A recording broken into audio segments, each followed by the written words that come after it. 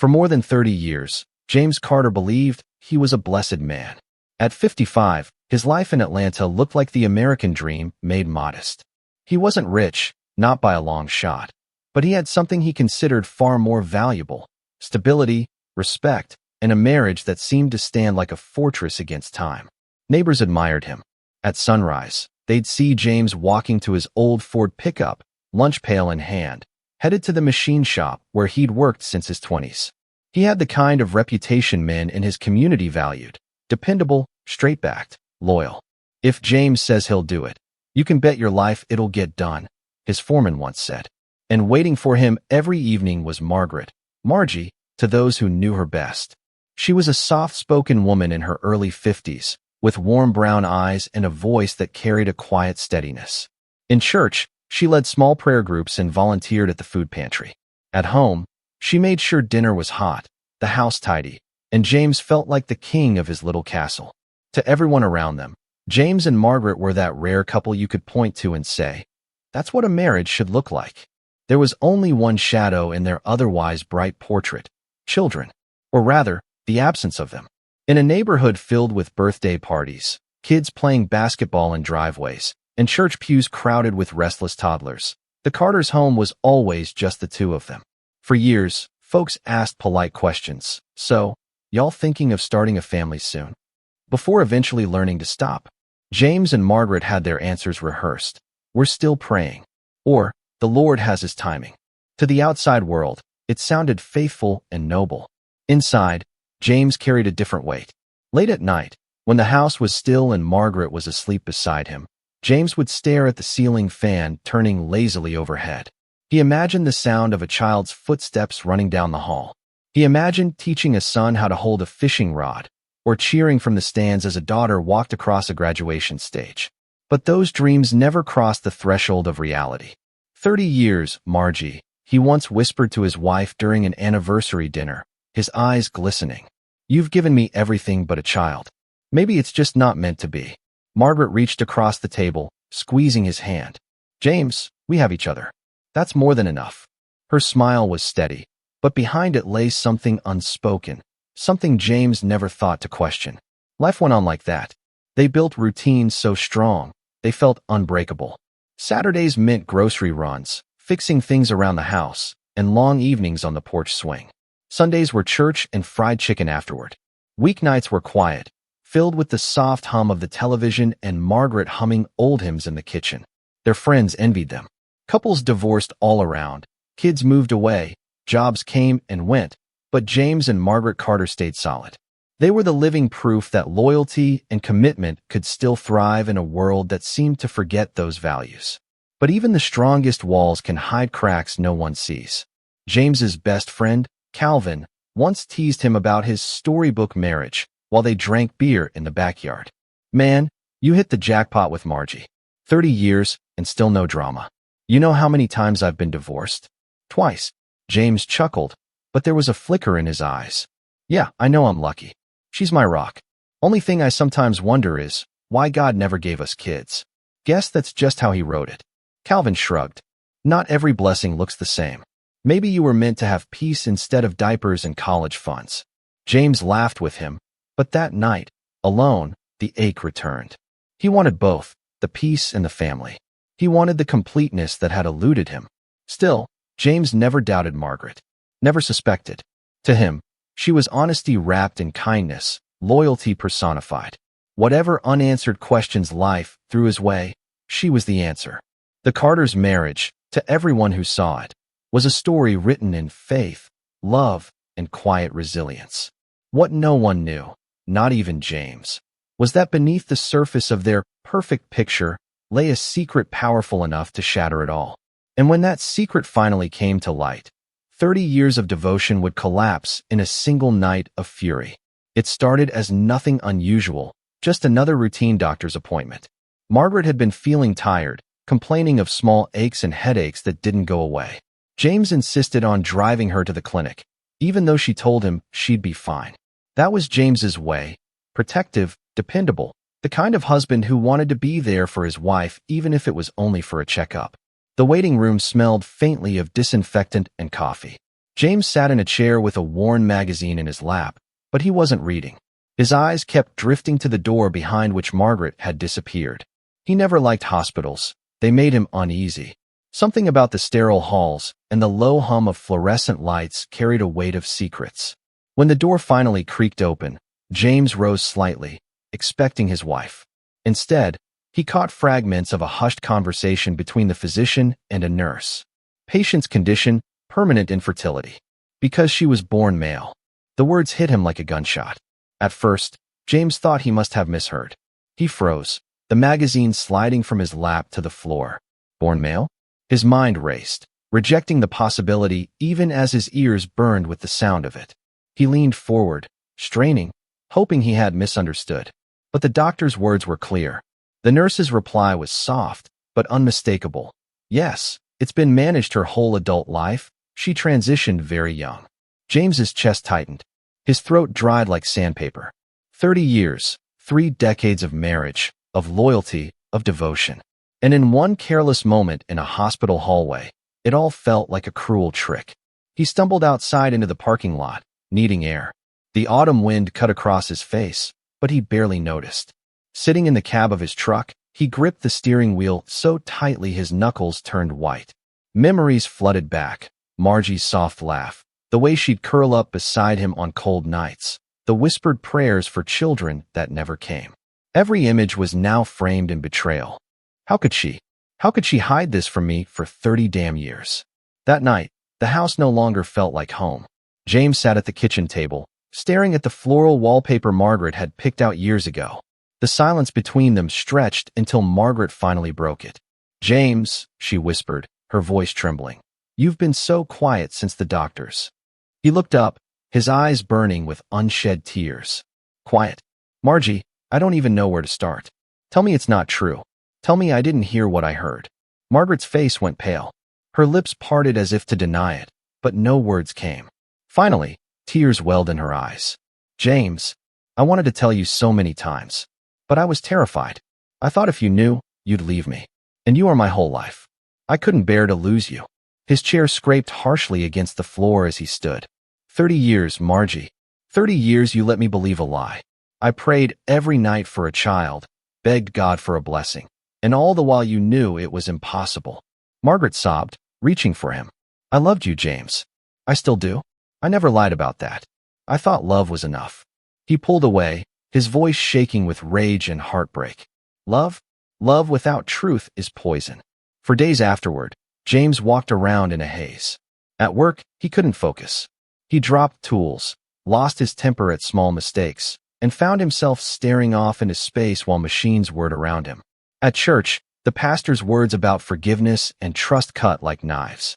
At home, every glance at Margaret was a reminder of the truth she had hidden. At night, sleep abandoned him. He'd lie awake, hearing Margaret breathe softly beside him, wondering who she really was. He replayed every moment of their marriage, questioning its authenticity. The hand he had held at the altar, the vows they had exchanged, the intimacy they had shared. Was it all built on deception? One evening, unable to hold back any longer, he confronted her again. "Margie, answer me this," he demanded, his voice low but trembling. "When we stood before God and our families, did you ever intend to tell me?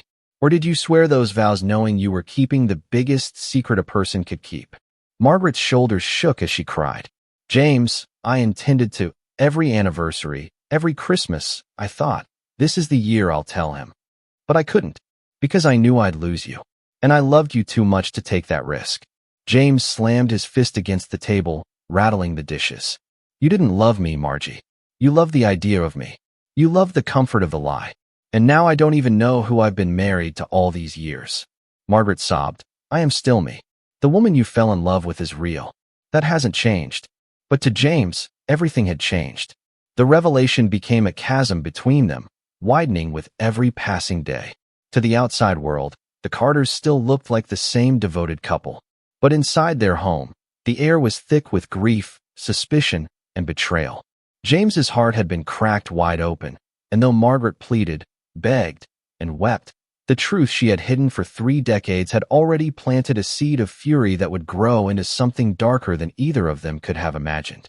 James tried to live as though nothing had changed, but everything had. The revelation he'd overheard in that sterile clinic hallway gnawed at him day and night, like termites working their way through the beams of a once strong house. He ate less, spoke less, and slept almost not at all. At the machine shop, his hands shook when he held a wrench. At home, the silence between him and Margaret thickened until it felt like suffocation. In the quiet hours after midnight, James would sit in the living room with the lights off, nursing a bottle of whiskey he never used to touch. He stared at the photographs on the mantel, his wedding day, vacations, Christmases spent with nieces and nephews, and wondered how many of those smiles were built on sand. He whispered into the dark, as if Margaret could hear him from the bedroom down the hall. "Who are you, Margie? Who have I been loving all these years?" His grief turned to anger, then back again, in a cycle that refused to stop. The men at the shop noticed his short temper. One afternoon, when a younger coworker joked about his old man hands, James snapped and shoved him hard enough to make the others intervene. "What the hell's gotten into you, Carter?" his foreman asked. James didn't answer. How could he explain? At home, the tension reached a breaking point. Margaret tried to close the distance between them, but her attempts only fed his rage. "James, please," she said one evening, standing in the doorway as he sat at the table, staring at nothing. "Don't shut me out. I love you. I always have." He slammed his fist against the wood, making her flinch. "Love? Do you even know what that word means? You lied to me every single day for 30 years. You let me beg God for a child you knew we could never have.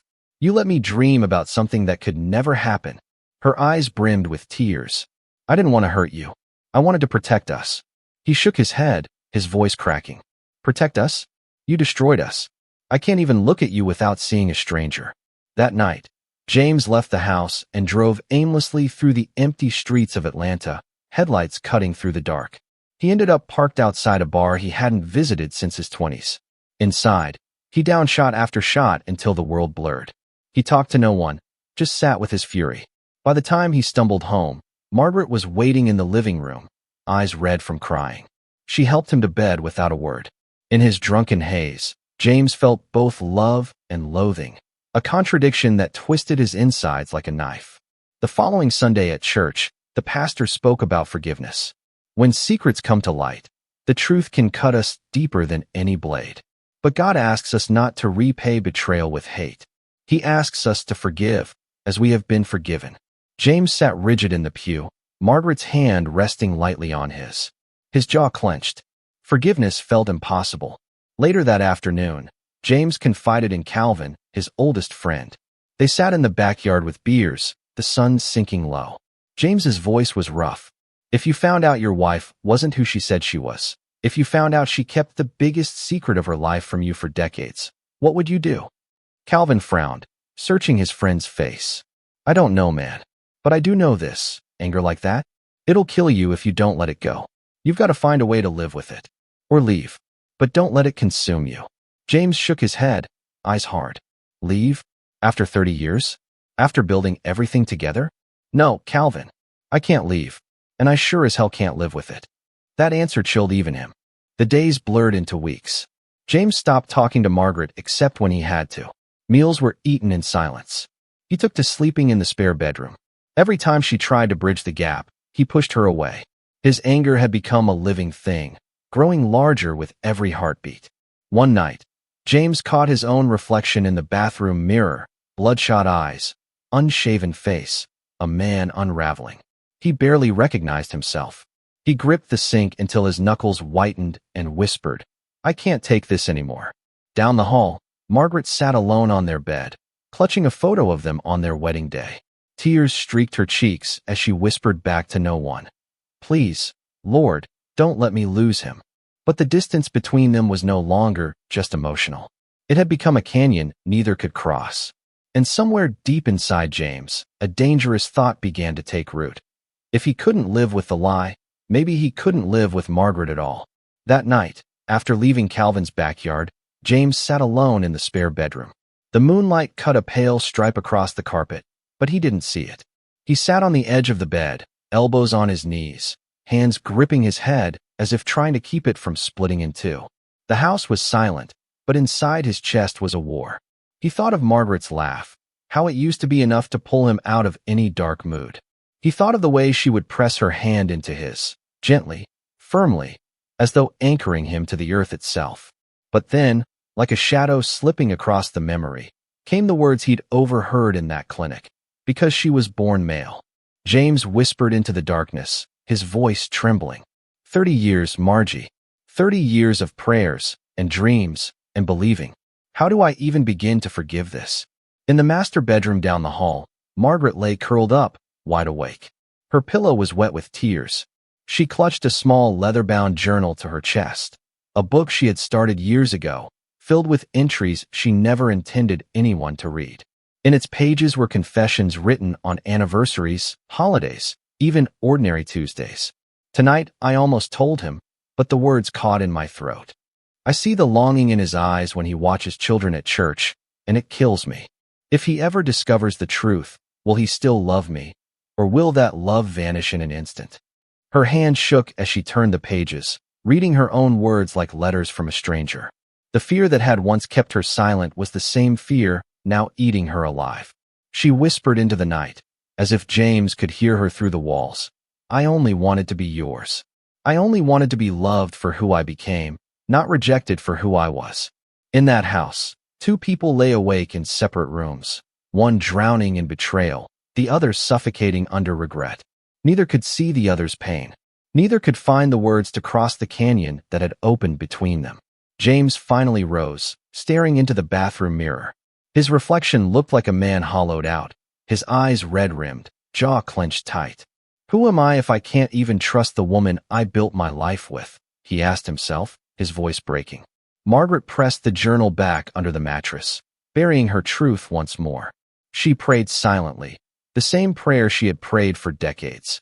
God, let him love me enough to forgive me when the truth comes.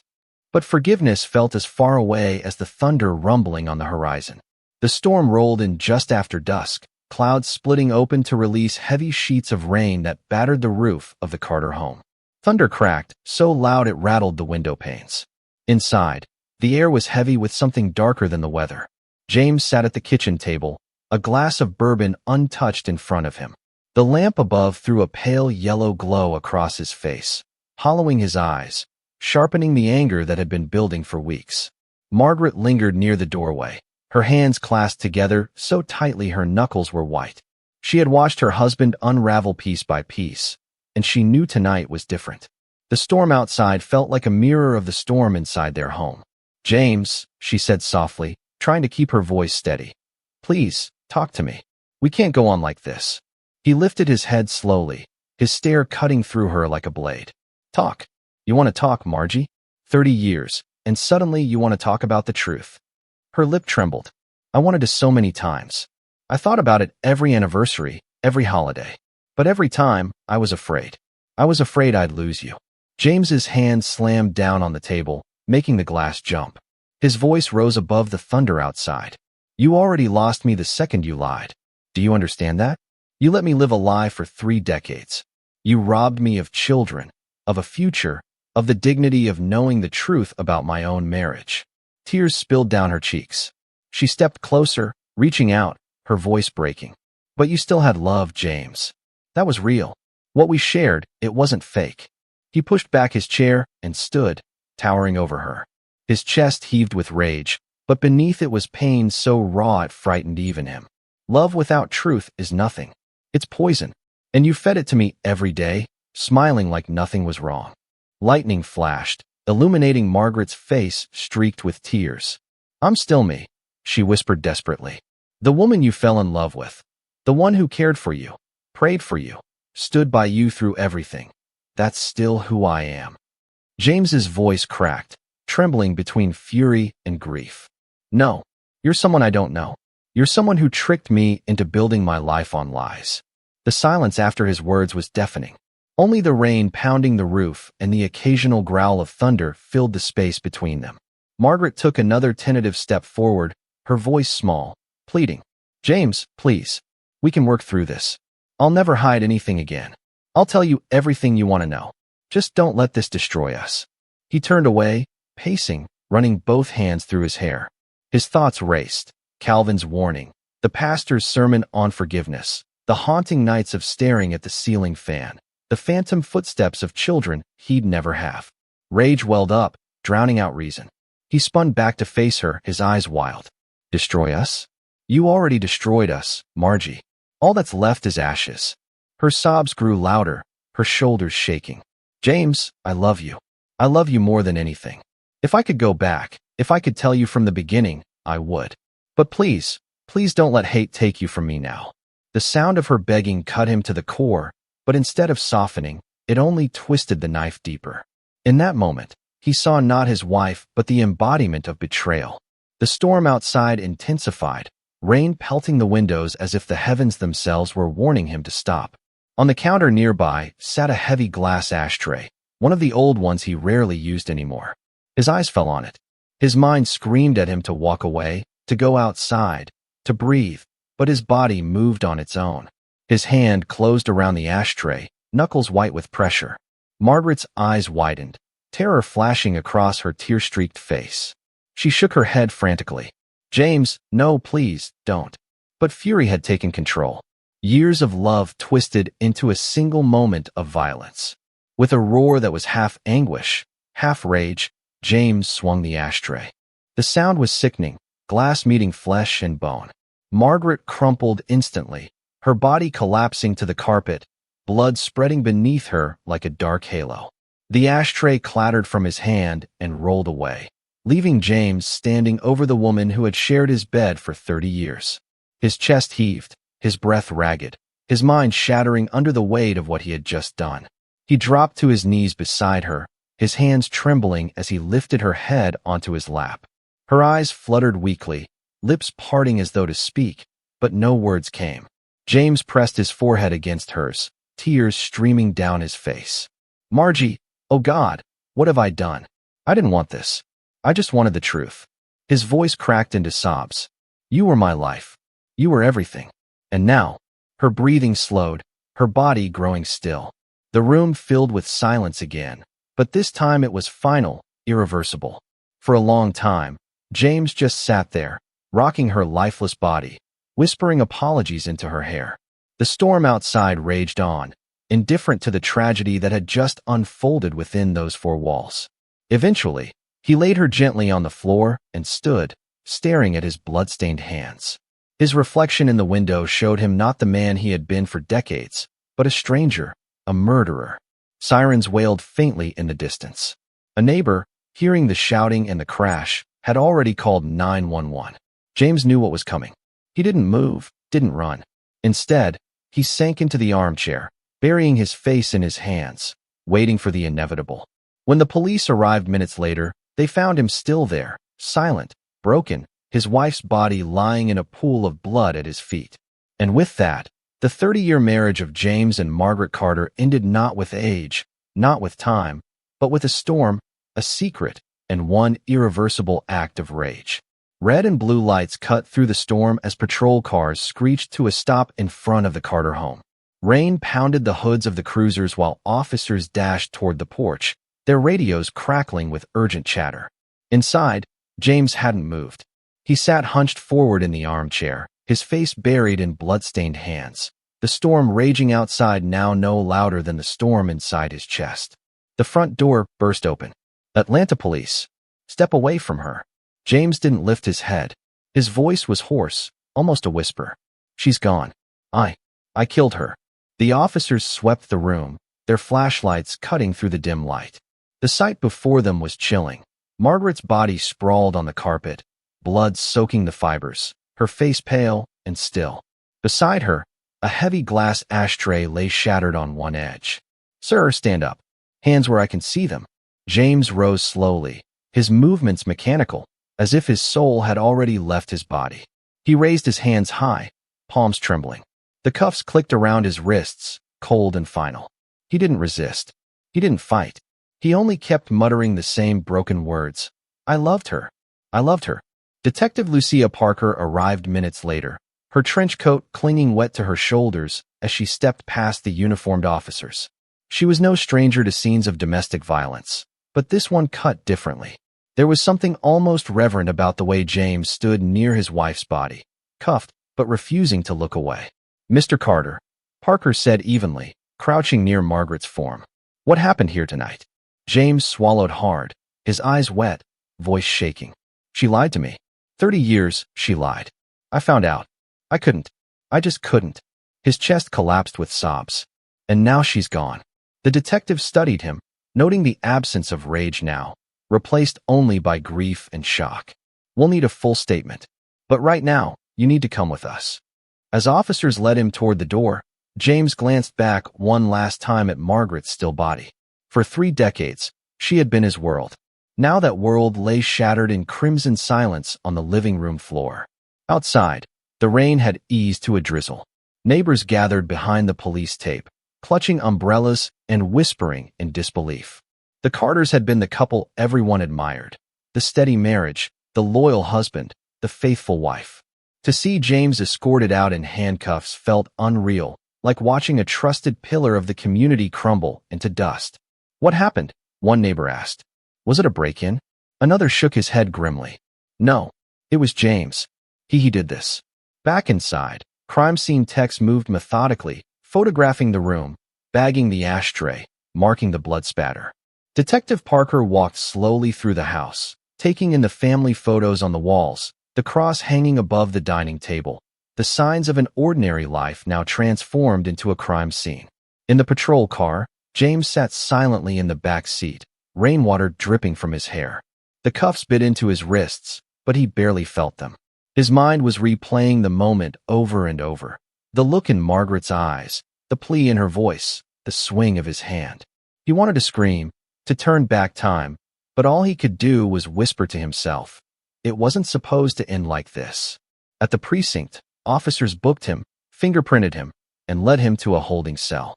The metallic clang of the door locking shut echoed like a gavel. For the first time in his life, James Carter was no longer the dependable husband, the respected neighbor, the quiet man of faith. He was an accused murderer. Hours later, Detective Parker sat across from him in the interrogation room. A recorder hummed softly on the table. She folded her hands and met his tired eyes. "James, this is your chance to explain. Tell me what led us here." He stared at his reflection in the two-way glass, then finally spoke, his voice breaking. "I spent 30 years loving a woman I thought I knew. And when I found out who she really was, something in me broke. I couldn't control it. I lost myself." His shoulders slumped, his eyes wet. "Now I've lost everything." Parker let the silence hang, her pen motionless on the pad. She had seen killers who gloated, killers who denied, killers who showed no remorse. But James Carter looked like a man whose own crime had already sentenced him long before the court ever would.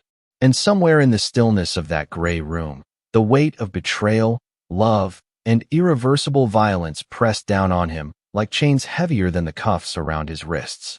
The courthouse in downtown Atlanta was buzzing the morning the trial of James Carter began.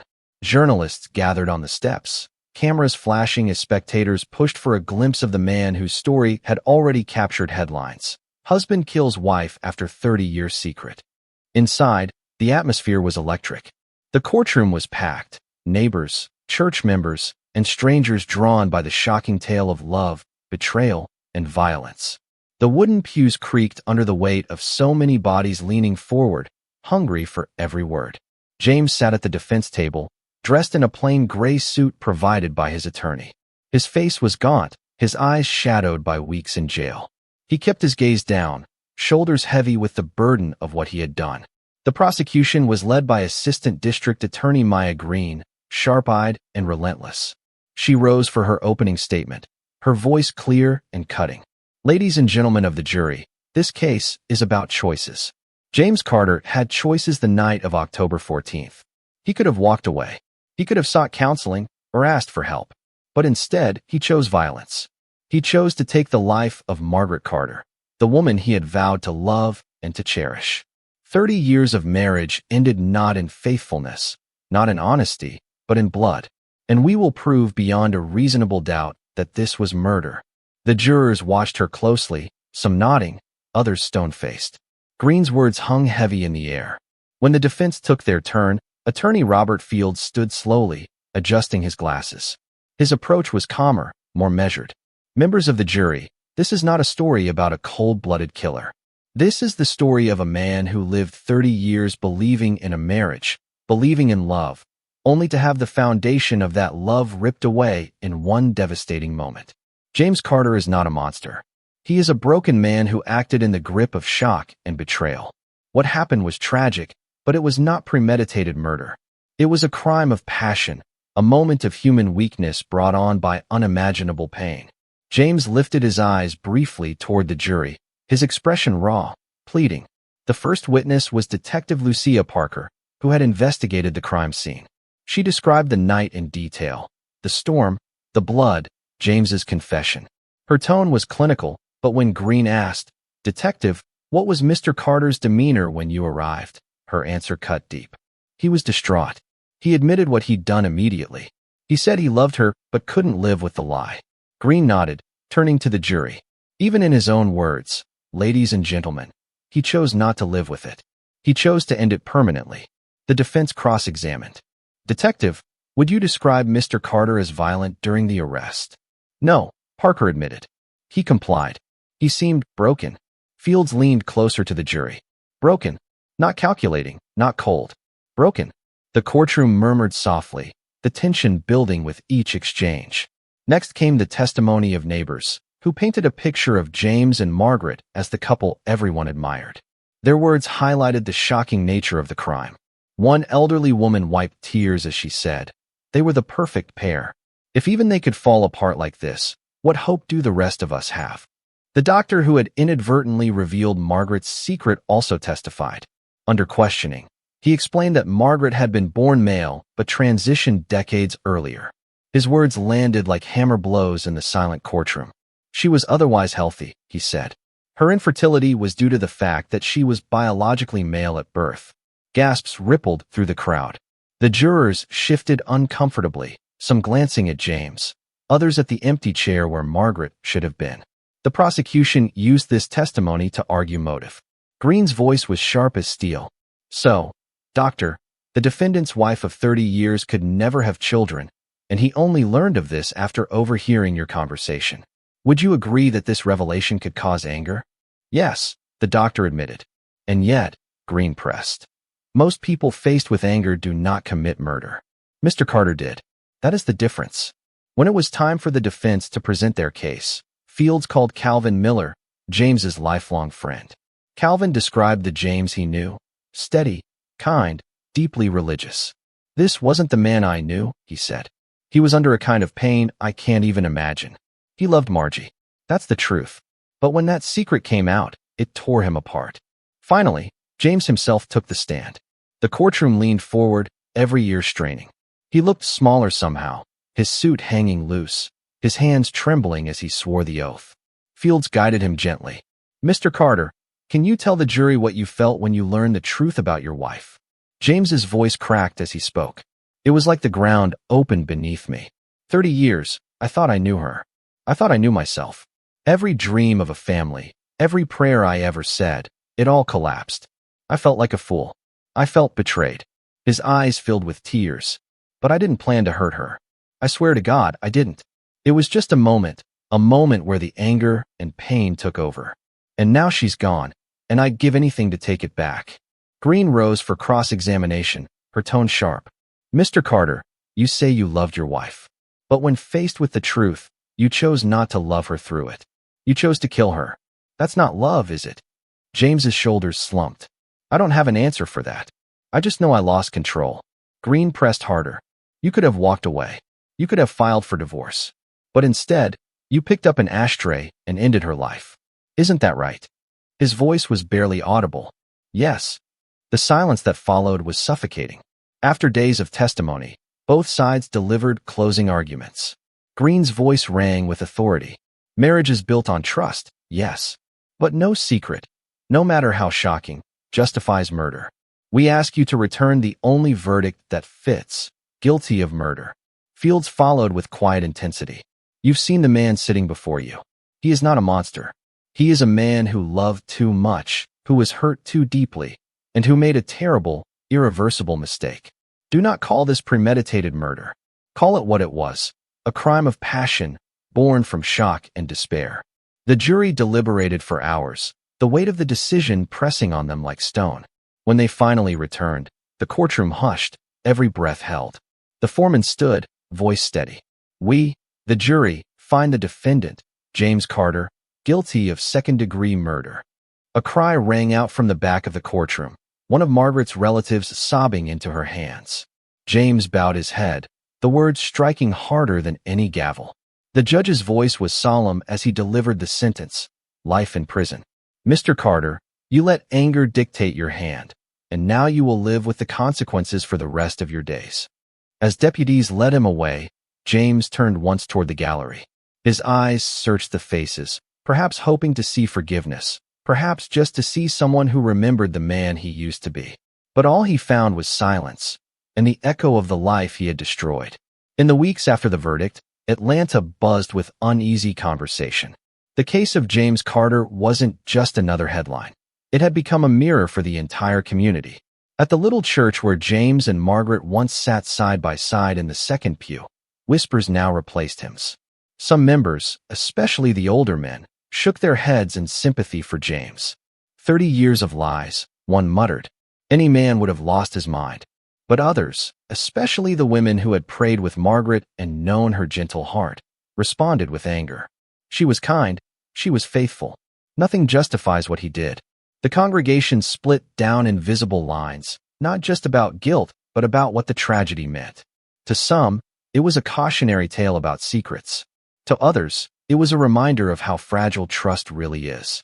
Local newspapers ran editorials with bold headlines, "Love and Lies. What the Carter case says about marriage in America." Talk radio callers debated furiously, some defending James as a man broken by betrayal, others condemning him as a killer who let pride outweigh compassion. At a nearby diner where neighbors gathered for coffee, the arguments flared. One man slammed his fist on the counter. 30 years she kept that from him. That ain't love, that's deceit. A woman across the booth snapped back, her voice sharp. Deceit doesn't deserve a death sentence. She was more than her secret. He chose violence. Don't you dare excuse it. Even Margaret's funeral became a battleground of sentiment. Friends placed flowers on her casket, whispering prayers of forgiveness, while others stood outside afterward, muttering that James deserved pity, not life imprisonment. Reporters pushed the story into living rooms across the state, framing it as a national question. When the truth shakes the foundations of love, how far should forgiveness go? For Margaret's sister Ruth, the debate felt cruel. At the funeral reception, she stood before a circle of reporters and said, her voice raw, "This isn't a debate. This was my sister's life. She loved him more than anyone, and he killed her. That's not tragedy, it's a crime. Don't twist it into anything else." Still, the public fascination didn't fade. Weeks turned into months, and the Carter's story lingered as a modern parable. It was taught in college psychology classes as an example of cognitive dissonance in marriage. Pastors used it in sermons about honesty, and neighbors who once admired the Carters as the perfect couple now warned their children, "Secrets grow heavy. Don't let them bury your soul." The ripple effect was undeniable. Margaret was gone, James was imprisoned, but the argument over who bore the heavier sin, her deception or his violence, continued to echo long after the courtroom lights dimmed. The clang of iron bars closing behind him marked the start of James Carter's new reality. Prison wasn't loud at first. It was the silence that cut deepest. Gone were the familiar rhythms of his modest home, Margaret humming in the kitchen, the soft creak of their porch swing, the Sunday sermons. In their place came echoing footsteps in concrete halls, the constant hum of fluorescent lights, and the hollow laughter of men who had long since stopped believing in redemption. James kept mostly to himself. Other inmates whispered when he passed, some curious, some mocking. A man who had loved his wife for 30 years only to kill her in one sudden explosion of rage. It was the kind of story that traveled fast, even behind bars. Some called him a fool. Others pitied him. To James, their words didn't matter. The only voice he heard was Margaret's, the memory of her pleading, begging him not to let hate take him away from her. Nights were the worst. Lying on a thin mattress, James stared at the ceiling of his cell, listening to the distant clatter of doors and the occasional cry from another inmate lost in nightmares. In his own dreams, Margaret returned to him.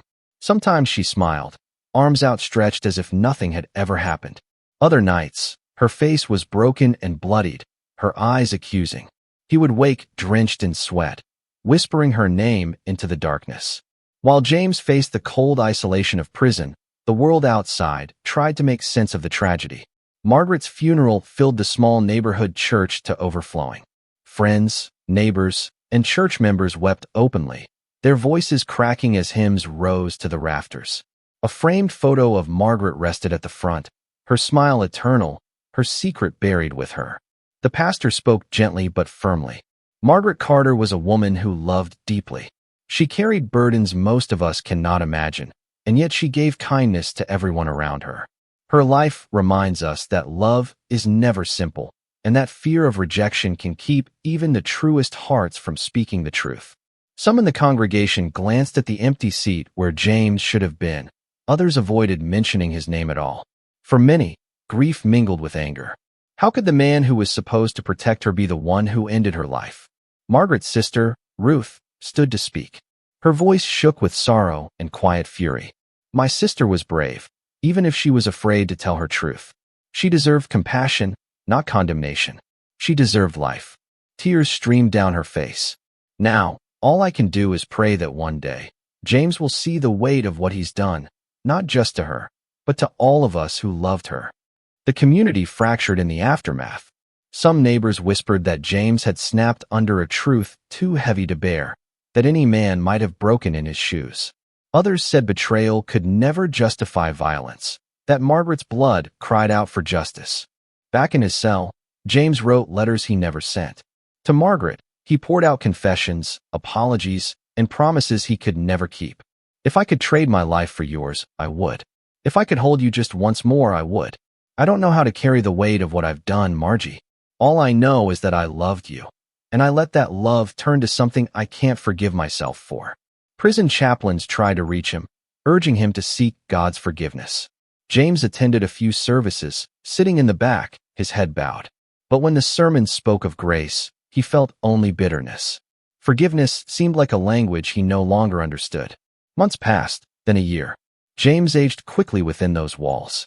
His once strong frame thinned, his hair grayed faster than it should have.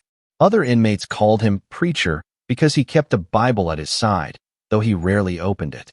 He spoke little, ate little, lived like a man already half gone. Yet sometimes, when the cell block quieted, he whispered aloud, as though Margaret could hear him through the veil of death. I didn't mean to lose you, Margie. I just didn't know how to live with the truth. And now I'll never know how to live without you. Outside, the story of James and Margaret Carter faded from headlines, but never from memory. For those who had known them, their neighbors, their church family, their friends, the Carters became a cautionary tale. A reminder that secrets, no matter how deeply buried, have a way of rising to the surface. And when they do, they can shatter even the strongest bonds. In the end, James wasn't remembered as the steady husband or the devoted worker.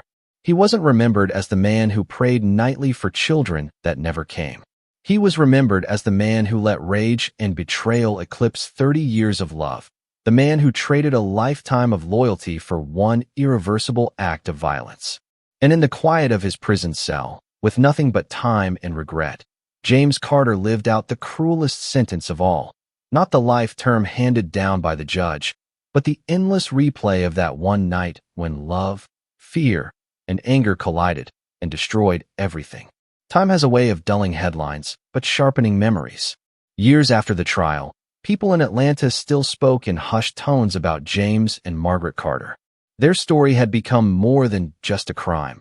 It had become a parable whispered at kitchen tables, preached in Sunday sermons, and retold on front porches as the sun went down. What happened inside that modest home on a stormy October night was not just about anger or betrayal. It was about the fragile balance between love and truth, and what happens when one is sacrificed for the other. Neighbors remembered James as the man who mowed his lawn every Saturday, who tipped his hat politely when he passed, who bowed his head in church with quiet devotion. They remembered Margaret as a gentle woman who baked pies for the church bake sale, who prayed with grieving families, who always carried a kindness that seemed endless. To see such a couple unravel was like watching a beloved painting tear down the middle. In prison, James carried his grief like a shadow that never lifted. He became quieter, older, smaller with each passing year. The man who once stood tall and strong was reduced to a figure hunched over a steel table, scribbling letters no one would read. Guards sometimes found him murmuring into the darkness, speaking as though Margaret still sat across from him. For all the iron and stone around him, his real prison was the memory of his own hands taking the life of the woman he once called his world. Outside those walls, Margaret's grave became a place of pilgrimage for those who loved her. Fresh flowers appeared every week, sometimes from church members, sometimes from strangers who had only read her story. Her sister Ruth visited most often, standing over the headstone with tears that never seemed to run dry. "You deserved better," she would whisper. "You deserve to be seen, to be known, to be loved without fear." The tragedy left scars deeper than the crime itself. Friends argued for years. Was James a monster, or just a man undone by secrets too heavy to bear? Some felt sympathy, saying any heart might have broken under the weight of such a revelation. Others insisted there was no excuse, that Margaret's blood was proof that betrayal can never justify violence. And perhaps both were true, because the story of James and Margaret Carter was not just about a husband and a wife. It was about the choices they made, the choice to hide, the choice to deceive, the choice to lash out when the truth finally surfaced. Those choices wove together into a tapestry of love and lies, devotion and destruction, faith and fury. For the jurors who sat in that courtroom, for the neighbors who stood in the rain as police carried James away, for the family who buried Margaret while her husband sat in chains, the lesson was brutal but unforgettable. Secrets do not stay buried. And when they rise, they demand a price. In the end, James's final words before being led from the courtroom lingered longer than any testimony. 30 years of love and 1 moment of destruction. It was a confession, a lament, and a warning all at once. Today, their story endures not just as a headline, not just as a case file gathering dust in the county archives, but as a cautionary tale etched into the memory of a community. It asks questions with no easy answers. Can love survive without truth? Can betrayal ever be forgiven? And how far will grief and anger push a person before they break? The answers lie not in the gavel's strike or the prison gates, but in the quiet moments of reflection, the kind that make us hold our loved ones closer, the kind that remind us that honesty, even when it risks everything, is the only foundation love can truly stand on. Margaret's life ended in violence, and James's life ended in a cell, but their story continues as a haunting echo, a reminder of the fragile line between devotion and destruction. For those who hear it, it is not just a tragedy, it is a plea.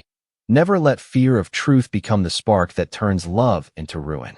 After the trial, Margaret's sister Ruth collected a few belongings from the Carter home. Most of it she left behind: clothes, furniture, keepsakes that felt too heavy with grief. But there was one small item she couldn't ignore: a silver cross pendant, stained faintly with blood, lying on the carpet where Margaret had fallen. She picked it up carefully, cradling it in her palm. It was the same necklace Margaret had worn to church every Sunday for decades. Now it became something else, a reminder of faith held too tightly, of love tested too harshly, of secrets that had demanded too high a price. Ruth wore it around her own neck from that day forward, vowing never to let her sister's memory be reduced to a courtroom headline. Back in his cell, James never knew the pendant had been found, but in the stillness of long nights, he would sometimes reach for the empty space near his chest, as though feeling for something that wasn't there. She always wore it, he whispered once to a cellmate who asked why he kept staring at the wall. That little silver cross, it was her anchor. And now it's gone, just like her. The image of that necklace became a quiet symbol in the community. Some members of the church placed small silver crosses on the altar in Margaret's honor. Others kept them in their pockets, touching them during prayer as if reminding themselves of the fragile line between devotion and destruction. Even years later, when the Carters' names had faded from newspapers, the story lived on in those silver crosses. They were not symbols of tragedy alone, but of warning, reminders that truth withheld is a wound that festers, and love without honesty cannot survive. In that way, Margaret's voice, silenced on a stormy night, still spoke. And James, serving the rest of his days in silence, carried the echo of that cross with him until the end.